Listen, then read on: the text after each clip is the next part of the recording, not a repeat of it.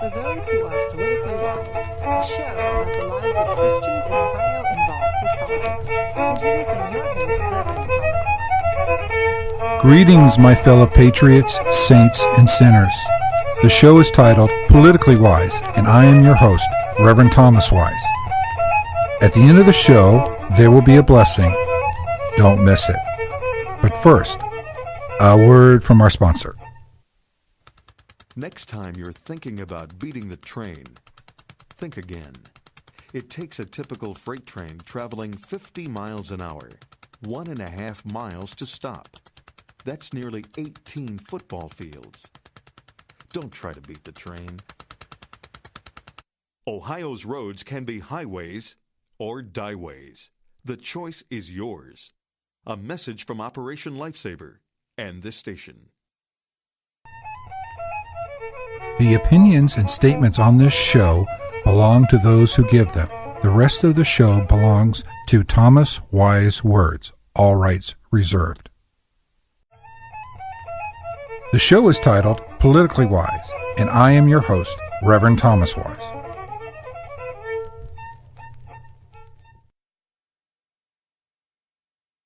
Hello, my listeners. My name is Reverend Thomas Wise, and the show is called Politically Wise, and I have a very special guest. I have a new candidate. Sir, would you introduce yourself to my listeners? This is Caleb Davenport from Worcester, Ohio, and I'm running for State Senate in District 27. So tell us, why do you want to be, what position you're running for? State Senate. State Senate. Yes. And why do you want the job? Well, I was asked to run by some concerned citizens who was seeing what's going on in our district and the ramifications that could potentially affect the rest of the state. And there's a lot of moral issues, but also financial issues as well. I just feel like my life experience has kind of prepared me for this time and where I'm at in my life. Well, tell my listeners about yourself. You got a family? Yes, I was raised in Hamilton, Ohio, not too far from Dayton there, and went to Taft High School and graduated in 1979. I left home at 17 years of age and went to Liberty University. And like a lot of 17-year-olds, I didn't have a lot of desire for academic knowledge, but I did want to play college football. So college football was the tool that God used in my life to get me to Liberty. And I was there for about a year or two, and I was able to get a scholarship, and I was eventually starting a middle linebacker. And then my junior year, I blew my knee out, and God basically said, I'm done with that tool in your life. And then I continued on and got my master's degree in '87 in theology and went into the military. Right after that, I was thinking about becoming a chaplain, but that didn't seem to be something that God was really pressing upon my heart. It was just something I was checking out to see if I was supposed to do it. But after the military for about 2 years, I met my wife, Susan. We met in a church between two air bases in Bitburg, Germany is where she was stationed, and I was stationed in Spangdahlem at a church called, it was in Metterich. It was a Southern Baptist church that was planted here from America to Germany to actually specifically minister to military personnel. I was sent to Desert Shield 1 month after we were married in the heart of the Persian Gulf on an island called Bahrain. And needless to say, that was quite the experience to go through that. Then after we got out of the military, after the war was over, we were looking to come back to Ohio because her parents were from the northeast part of Ohio in Ashtabula. Mine was from Hamilton, and we settled in Columbus, Ohio, and lived there from 1991 to 1994, and 1991 to 2004, and then moved to Worcester in 2004, and we've been here ever since. We do have 3 teenage boys, 19, 17, and 15. So I am learning through the School of Hard Knocks as I learn every day. Mm-hmm. What were you in the military? What rank did you rise to? A sergeant. I was a sergeant. I was in a 40th Tactical Fighter Squadron in Spangdahlem, Germany. We had F-4s and F-16s, and I had a good time while being in the military. It was always fun to be around a lot of fighter pilots. So you worked in the planes and. Well, what I did was schedule time on target, time on station. It was more of the recording of the flights and making sure that we got the schedule right together for the fighter pilots to actually fly their sorties. Oh, okay, I see. So you spent a lot of time sitting down. Yep, I absolutely did. Nothing wrong with that. It's an important job. Important job. No, don't get me wrong. So what else have you done work-wise? Well, I've been a financial advisor for this is my 24th year, and I have enjoyed working with mom and dad and helping them understand their financial planning and what they're doing in their lives. And I think that's why I understand a little bit more what people want in this district and in this state. We have to balance our budgets every day. Where oftentimes the government doesn't work that way. If we balanced our budgets the way the government balanced theirs, we would be broke. And I just think it's time for the government to wake up and realize that they can't play by a different set of rules than we have to play by. So what? And so do you have any other? I see you're a financial planner. What's your best financial advice? Diversify, diversify, diversify. Would always be my best financial advice. Never put all your eggs in one basket. Start as early as you possibly can in life, and put as much as you possibly can away. So many people are dependent upon Social Security to be there, and here's the problem we've got with that.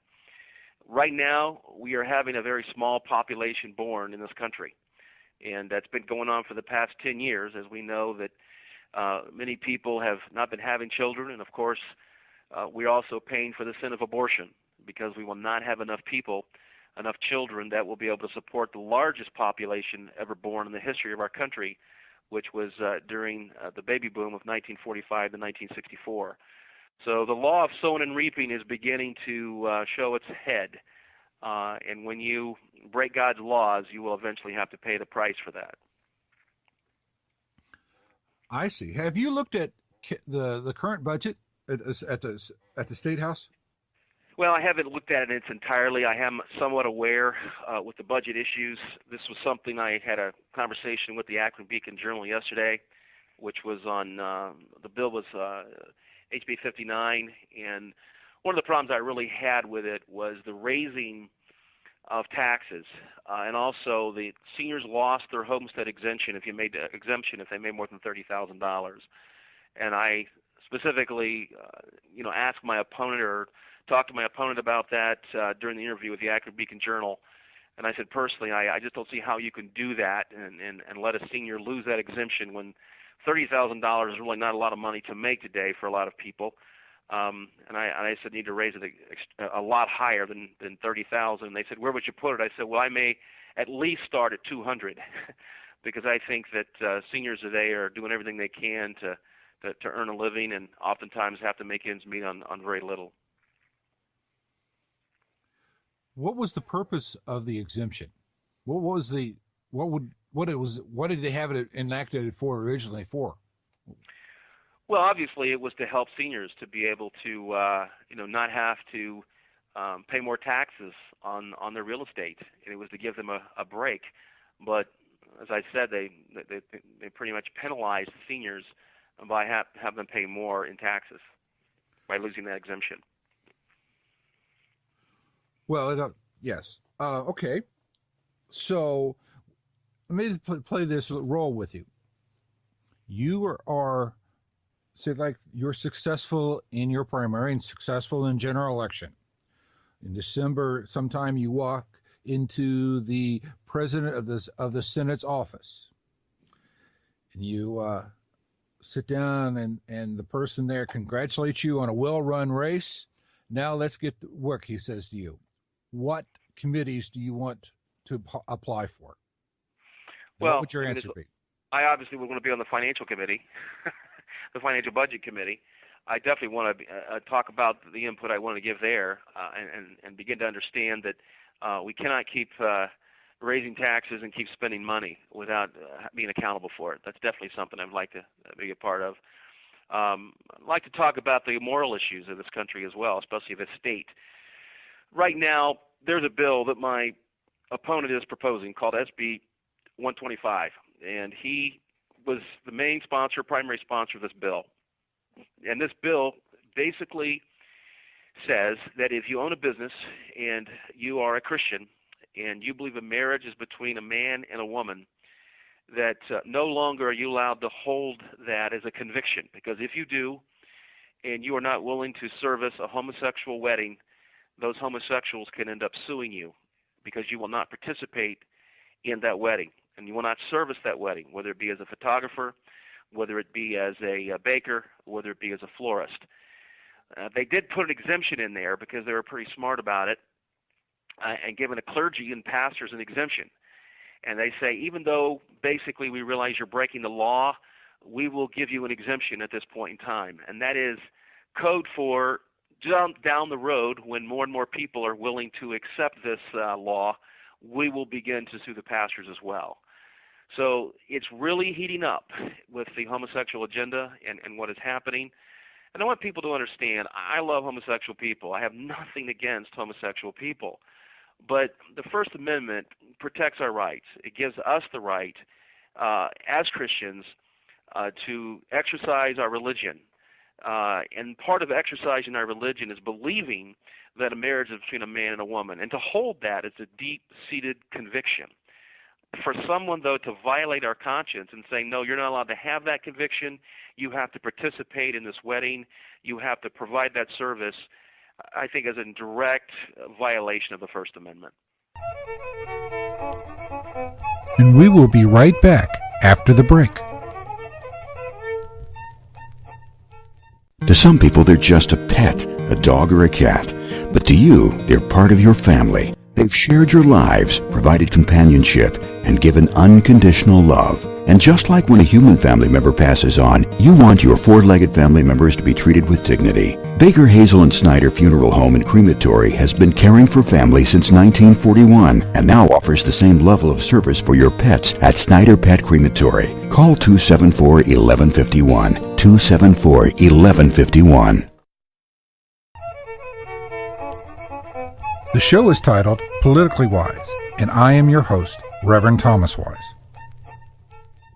All right, let's talk about your faith. Tell us about your background. Where do you go? Where do you go to church? How long have you been walking with the Lord?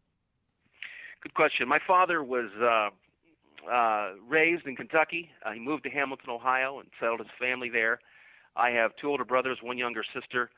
My dad had an 8th grade education, worked in a factory all of his life. I also worked with him in the factory for 4 summers. I enjoyed the opportunity of doing that because it helped me understand how my dad made a living all of his life. And I've also had the opportunity of working on oil derricks. I was a prison guard in the state penitentiary in Wyoming. So I've had a lot of different diverse job opportunities that I think has prepared me. So I've had the blue-collar jobs, I've had military experience, and many people don't understand the Air Force, I always say, is the thinking man's military. They actually prepare and get ready for the guys who are in the fighter jets to go fight the war, but without that preparation, although, as you mentioned, Tom, we are sitting down. But when I was sent to Bahrain, it was in the heart of the Persian Gulf, which is a very dangerous area because obviously that wasn't back here in America. It was on the near the front lines of Iraq, probably about 200 miles from where Iraq was. And I just learned to appreciate the values of this country when you give up some of your life and your time to do that. You begin to realize there's an awesome opportunity that we all have to serve our country. Your bio says you're part of members of Providence Church? Yes. Providence Church is a church that Mark Hamilton, who is a professor at Ashland University, is one of the elders there. I met him about 5 years ago. And Mark and I began to talk about how we would like to see the church get back to the concept of discipleship rather than just trying to get more people into the church, but actually begin to make disciples. And Mark began to talk to me about the concept that he had of a church, and that we weren't going to be focusing on nickels and noses and budgets and programs, but more focused on building disciples. The one thing I like about Providence Church is there is no church budget as far as having to pay $2,000 or $3,000 or $5,000 a month for a mortgage. We actually rent a Lions Club in Mifflin, Ohio, and we have 3 elders, and really only one of them is paid, and he is one of the he's the main preaching elder now. He's about 36 years of age, but the other elder is a judge in Ashland, Ohio. He's a great man as well. So this is an experience that kind of reminds me of the late 1800s, where you weren't focused on some of the modern programs that we have with the church and focusing on trying to be quote-unquote successful, but trying to focus on making disciples. And I think because our budget is very low, we don't have a lot of bills and a lot of overhead, we're able to put more into missions, and we're able to send more people out. How many missionaries do you support now? Just well, personally, I don't know the exact number, Tom. I know myself, I've gone on many missions trips to Thailand and to Cambodia to try to help a lot of orphans out of the sex slave trade. That's something that's about 7 years ago. A gentleman got me involved in that, actually about 8 years ago. And when you don't have to, pour money into the church all the time, it allows you as an individual to be able to use that money to go on a lot of mission trips and be able to use it to the Lord. But I know a lot of other people have also come from our church and have gone to mission trips and are actually missionaries on the field right now.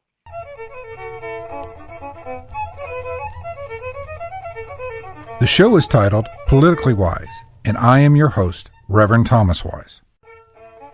Do you pray for a politician? Do you think a politician can be a Christian? Do you think a politician should stand up for Christian principles? Do you think politicians should pray together? Do you want to see more Christians in politics? If you said yes to any of these questions, please join the Ohio Prayer Caucus Network. Find the Ohio Prayer Caucus Network on Facebook. Welcome back to Politically Wise.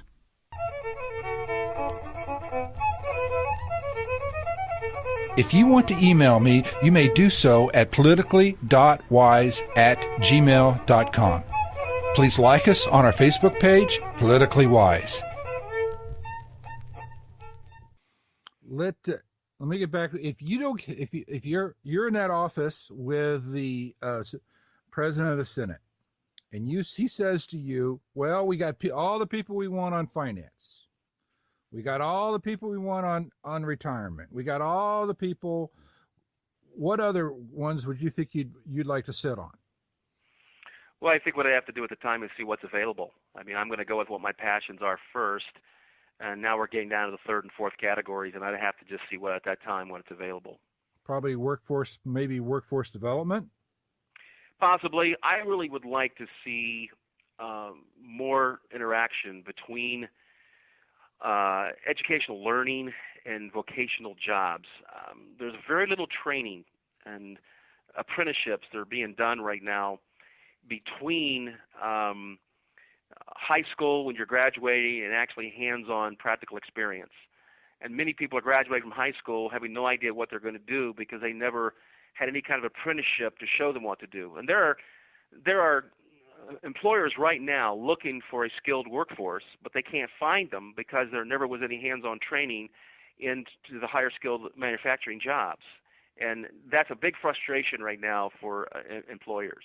What other might call hot button issues that you'd like to address? And say in your first year, what bills would you like to see come forward within your first year? Well, obviously, Tom, we would like to see abortion stopped. And I think that's what's been kind of unique. The Ohio Right to Life changed their endorsement from my opponent to myself. And I think they realized that I was overwhelmingly pro-life. And my opponent was not nearly as strong in his survey. And I think they made a decision to go with me instead of my opponent, and I think for obvious reasons. My opponent is also not willing to defund Planned Parenthood. He is of the belief that there is something of value that Planned Parenthood is providing as a medical service. And there was actually a question that came up yesterday about Planned Parenthood in the interview, and I was actually tried to be made to believe that Planned Parenthood does not perform abortions. And I said that would be like saying Ford does not make cars. There's a lot of things they can tell us, and as one man said, I was born in the night, but it wasn't last night. That I'm not gonna buy, and that's an example of what I'm talking about. So, what have you seen the heartbeat bill that Chris Jordan has put forward in the Senate? I haven't. If you say read it from, as they say, cover to cover, no. But I am familiar with the principles, and the main thing is that when a child's heart is beating, that is a life, and we should do everything in our power to protect that life. And I even want to go back further and say it's when conception happens. But at least we have to start somewhere, and I think that's what the heartbeat bill is trying to do, is get people to wake up and realize that obviously if you see a heart beating, that's not an accident, that is a real life that's within the womb. How you've been in pressure situations where you've had 4, 5, 6 things happening at one time simultaneously. Correct. How do you keep your head clear and your heart clear? You've had days when things gone down, and some of your experiences, they're probably pretty grim. How do you deal with that? How do you handle all that? Do you have also in that question? Do you have a personal guiding scripture? Well, I think you always have to go back to your foundation and realize and understand that only God can be your security when your whole world is falling apart. I personally don't know, Tom, what people do that don't put God first in their life. There's a scripture that always comes to my mind, Psalm 91:1. Whoever dwells in the shelter of the Most High will rest in the shadow of the Almighty. There's going to be times in all of our lives we're going to ask, who am I, where am I going, why am I here? And we're going to be going through those pressure situations. And when we go through that, we either going to have a foundation or our lives will begin to crumble. And I know in my life I've always had to go back to the eternal God who made all things, who knows all things, as the answer. Mm-hmm. And that's really why Jesus came to this earth, to die upon a cross and rose again from the dead, was to show us how to live and to give us eternal life and to give us the peace, no matter what happens in this life, that he will never let go of our hand, that he'll always be there. Mm-hmm. Mm-hmm. Who has been a mentor for you? Oh, gosh, I've had many mentors. I would say one of my mentors was my football coach at Taft High School back in 1979, 78. He is the one that touched base with the coach at Liberty, and I was able to, as I said, get to live up to the conduit that God used to get me there. Chip Wyant is a friend of mine that as I came down to Family Forum last Saturday with you, Tom, that has been a friend of mine for the past 20 years that I've always bounced things off of. And I've always believed that verse in Ecclesiastes where it says, woe be unto the man that when he falls, he has no one to lift him up.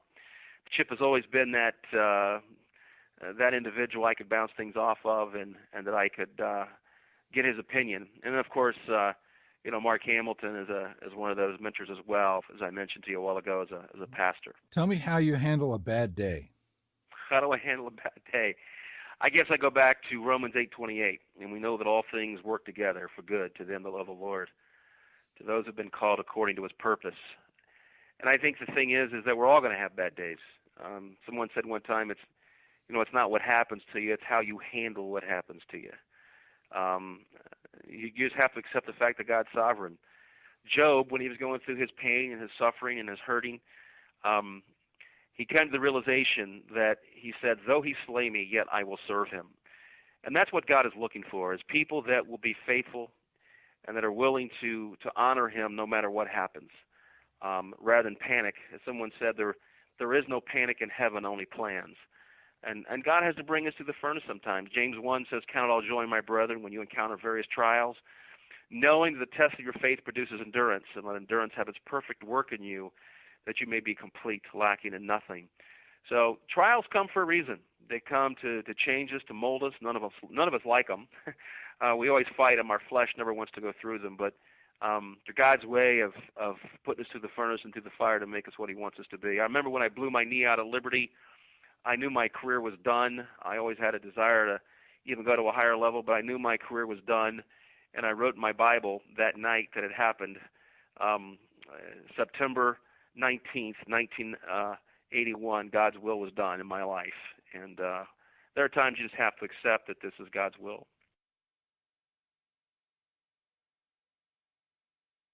Anything else that you wanted to share in this interview that I haven't thought to ask you yet? Tom, I just want to say I think it's time for the Christian church to wake up. One man said, all it's necessary for evil to triumph is for good men to do nothing. And if we keep putting our head in the sand, we keep being apolitical, which means we kind of believe that we find God inside the four doors of the church and we're just going to stay there and wait for the rapture to take place, and we're not going to go out into the world, into the workplace, and into the political environment and get involved, then we're going to continue to have the kind of leaders that we have. And we have no reason to complain at that point in time. There are so many Christians I know that complain about their government leaders, their legislature, and they would never get involved themselves and said, well, then you have no right to complain if you're going to do that. You got to get in the game if you're going to be able to add to the conversation politically, and that's why I got involved. I want to be used to the people of the 27th District to serve them, to hear their desires, but I'm going to have some core values of myself that will not change. And if that's what they want, then I'm the senator they should be voting for. Thank you again, sir, for this time we spend together. Sir, I'm going to have to go here, so I greatly appreciate your time.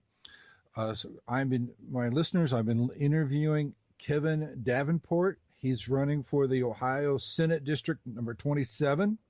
Absentee voting in Ohio starts April 1st. You can go to the John Husted Secretary of State and I believe and get a ballot mailed to you. Isn't that right? I'm sorry, say that again, Tom. You can get a ballot mailed to you, absentee ballot mailed to you. And yes, you can. At Secretary of State. And yes. So voting is your opportunity here in America to be a part of what God is doing in politics. Again, thank you again, Caleb. This is Reverend Thomas Wise, and the show is called Politically Wise.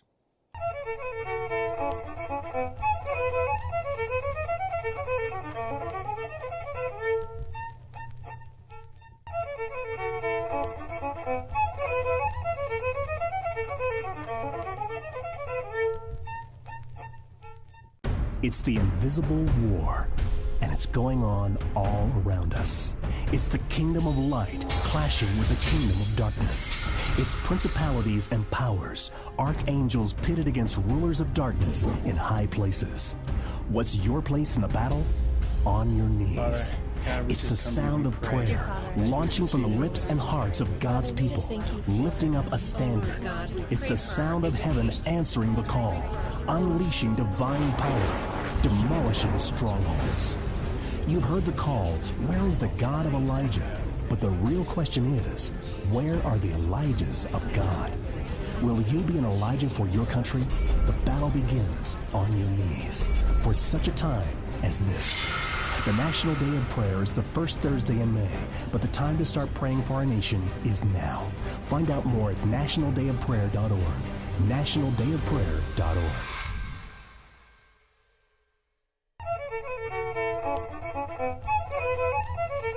If you want to email me, you may do so at politically.wise@gmail.com. Please like us on our Facebook page, Politically Wise.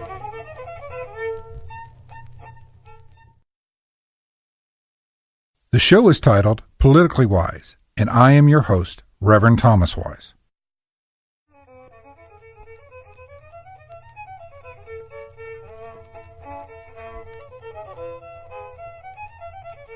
Thank you for listening today. If you want to email me, you may do so at politically.wise@gmail.com. Please like us on our Facebook page, Politically Wise. Now, here is your blessing.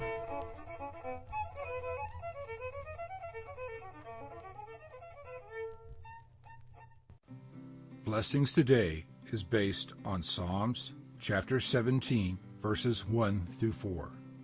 May God bless you when He gives His ear to your prayers, when He listens to your cries, when He probes your heart, when He examines you at night, when He tests you, when He keeps you from the ways of the violent. May God bless you in all these ways.